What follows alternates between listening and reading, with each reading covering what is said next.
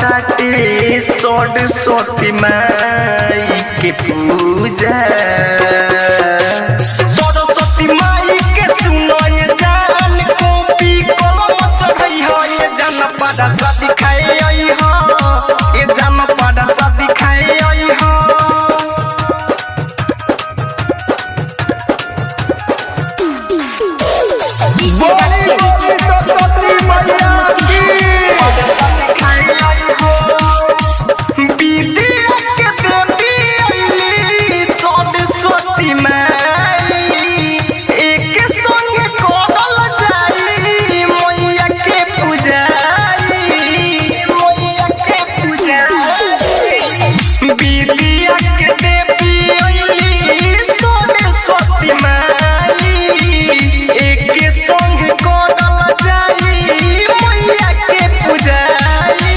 रात भर गाना बाजिए जान डीजे पर कमर हिलई हो ये जान पाड़ा शादी खाए आई हो ये जान पाड़ा शादी खाए आई हो।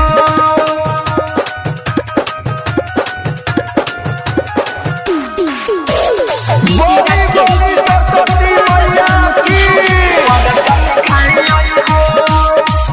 चम चम चमको ताटे मैया के मूरतिया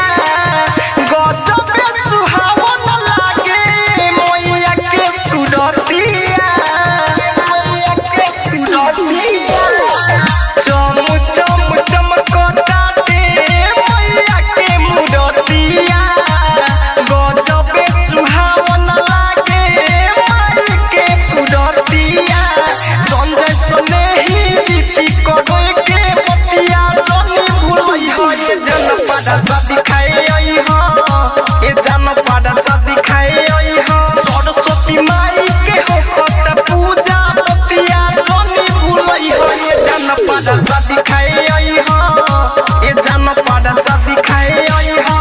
Iya, kita recording studio Bahuarwa.